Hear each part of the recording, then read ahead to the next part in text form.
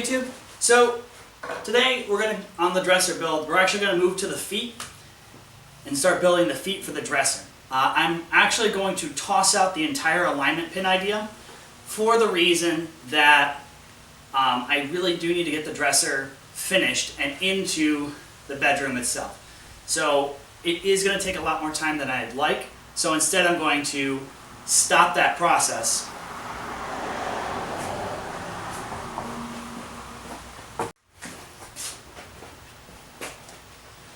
Stop that process and go with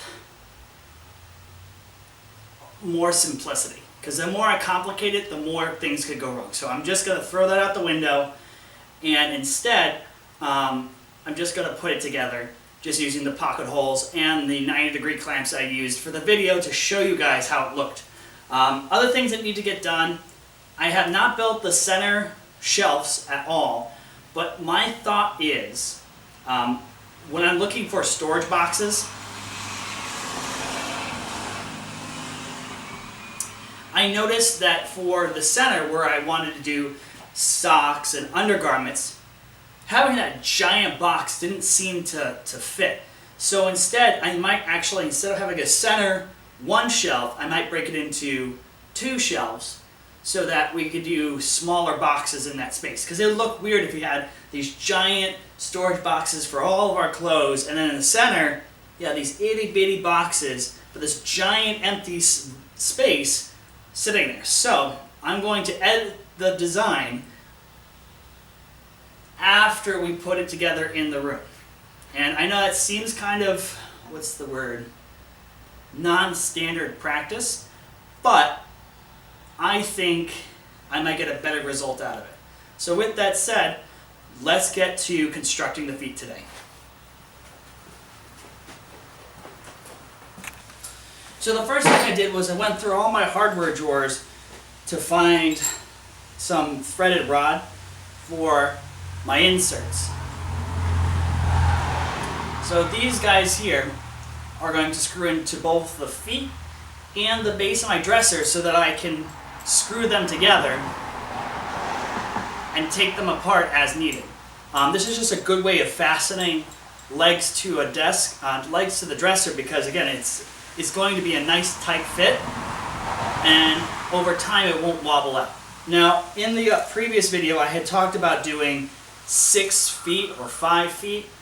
For now, since I'm going to put the center shelves in later, and I just want to see how it fits in the room, I'm going to do 4 feet. So I'm just going to stick to the standard 4. I felt that 6 for some reason threw off the look. So if 4 feet can hold the entire dresser, constructed in the room under load, not going to add anything additional. But if it does, I'm going to redo the design and fix it from there. So again, it is, what I call this is, I call this an evolving design. So the design itself is going to change with the needs of the project. It's not an ideal way to build something, but seeing this as a one-of-a-kind piece of furniture that's going in a specific spot, in a specific area, I'm going to take the time to tinker around with the design itself. Now again, also, it's not a good idea to do this for a customer or a client. You need to have a set design and stick to the design so that the customer has that, what's that word? Consistency. Now, if you're building for yourself, you can do whatever process you want to do. But if you're building for someone else, you need to have a consistent design and a consistent direction so that you can show them where you're going and just not shoot off into the dark. So with that said, what we're going to do now is we're going to lay out the insert holes on the bottom, drill, and then thread these in. After that, we're going to cut the feet to their final sizes, drill, thread those in as well, cut them at their 45s, not 45s, it says 65-degree angle tapers, and then from there, see if we can put it on the lathe to cut that custom design. So with that said, let's get to it.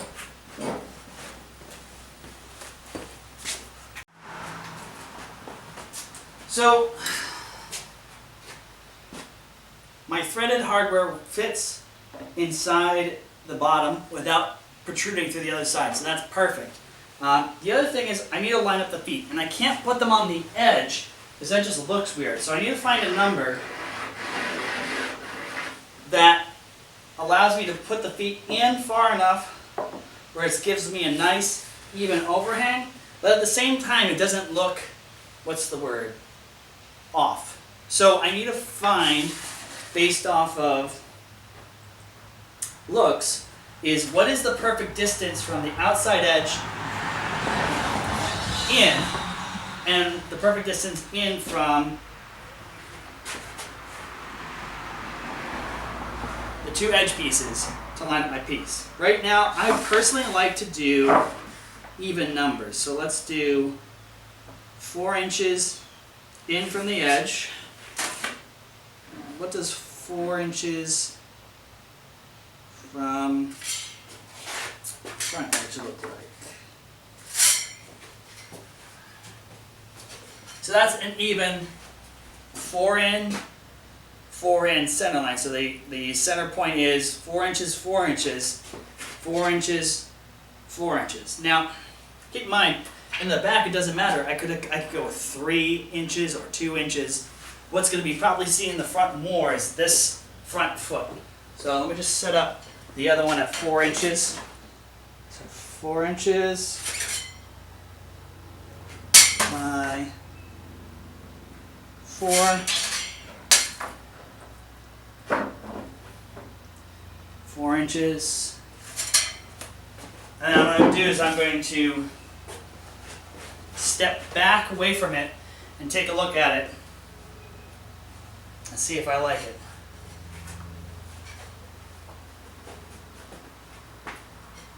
Let's see, what about 3?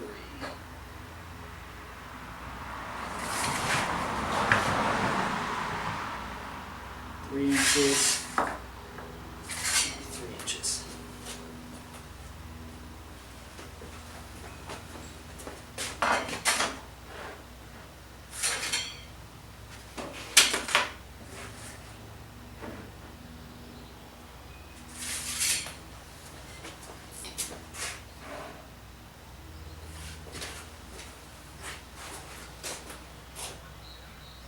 I think I'm going to go with that instead. So my center point from the edge and the end on the front feet would be 3 by 3 solid inches, and then the back, it's definitely going to be 3 from the end, and then from the edge, it'll be 2. So 3 by 2, 3 by 3. So what I'm going to do is I'm going to take my Inica ruler, I'll mark it with a mechanical pencil, and I'm actually going to bring my drill press over, lower both the table and the top, so I can drill it standing right here. So with that said, let's get to it.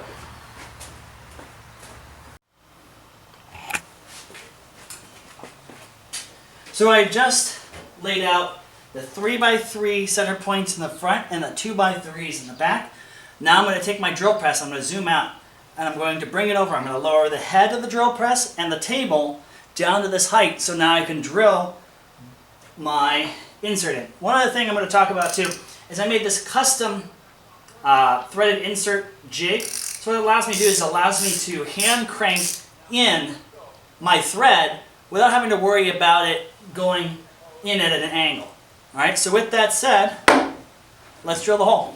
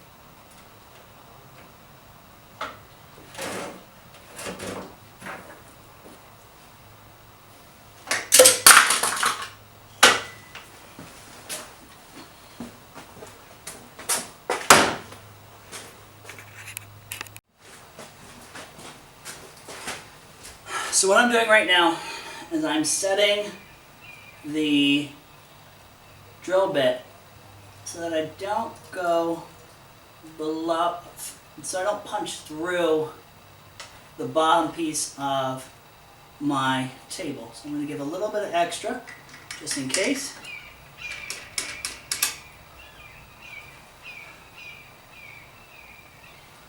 Knock that in place. Line up my hole.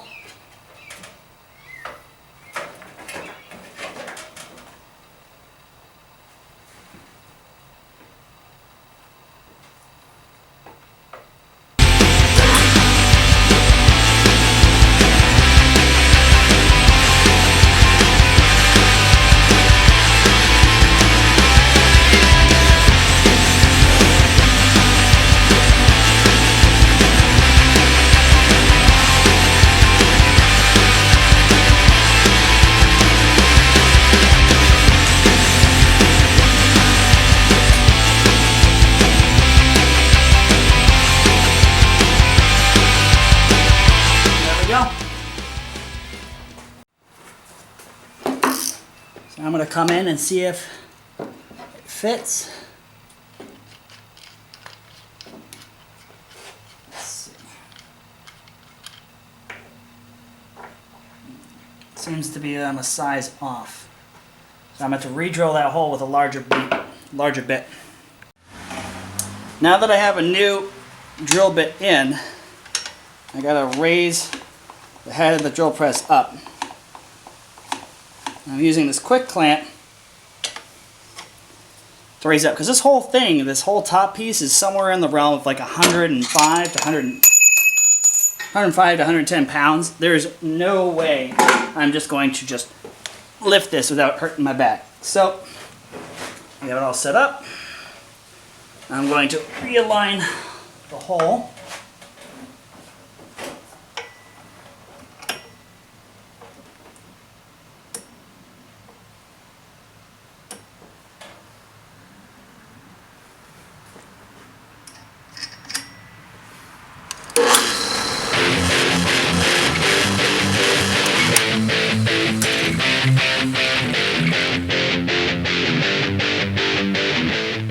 It fits a lot better, but I might have to ream it out. And there we go. Now 3 more to go.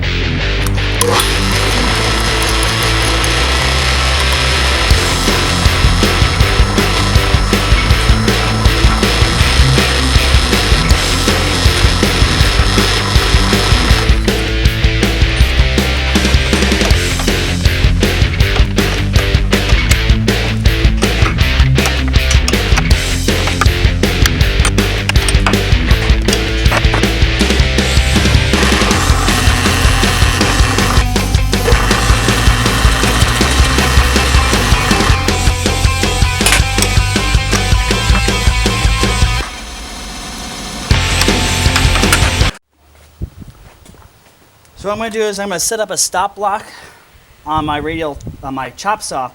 So I cut each of them at the exact measurement of, I think it was 4 inches exactly. I also cut a taper here on my stop block so that when I go to butt my next piece over, the sawdust from the previous cut won't throw off my measurement. So each piece will be exactly what is cut. So with that said, let's set up the stop block.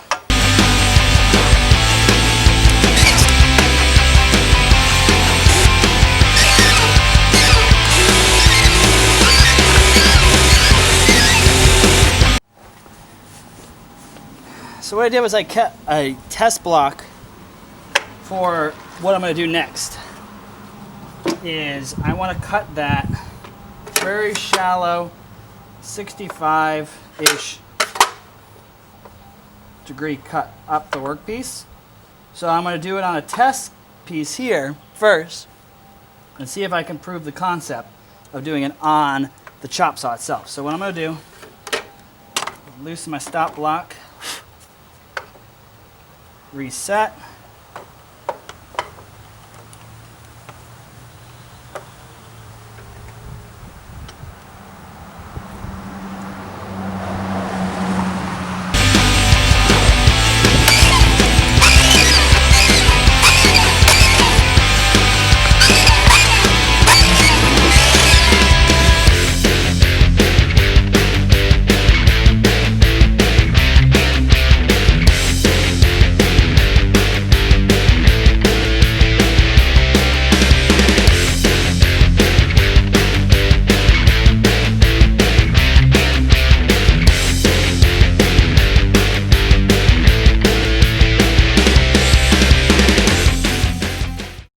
So what I just did is I just drilled the pilot hole for the threaded insert, and what I'm going to do now is I'm going to change my drill bit to a Forstner bit.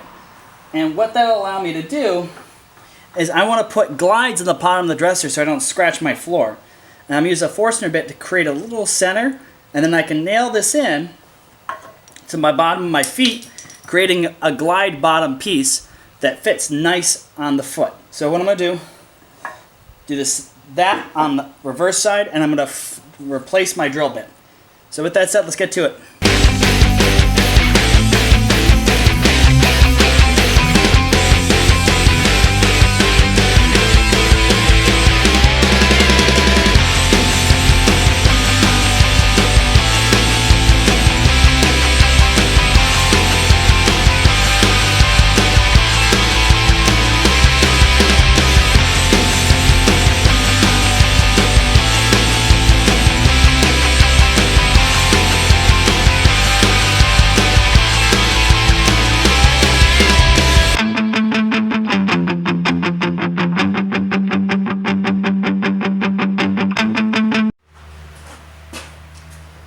So I got my 4 feet tapered.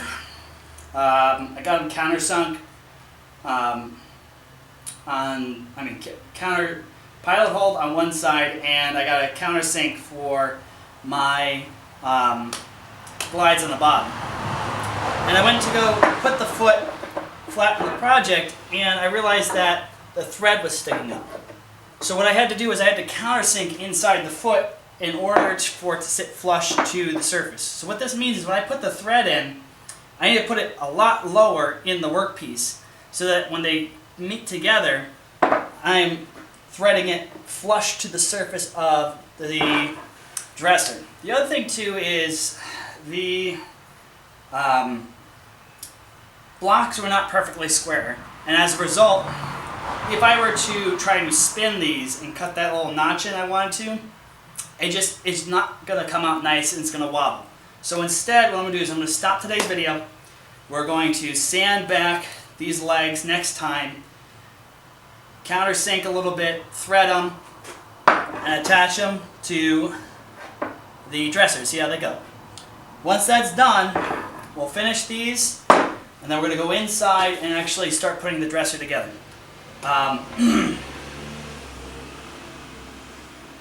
So with that said, I hope everyone's having a great day, and I'll see you guys later.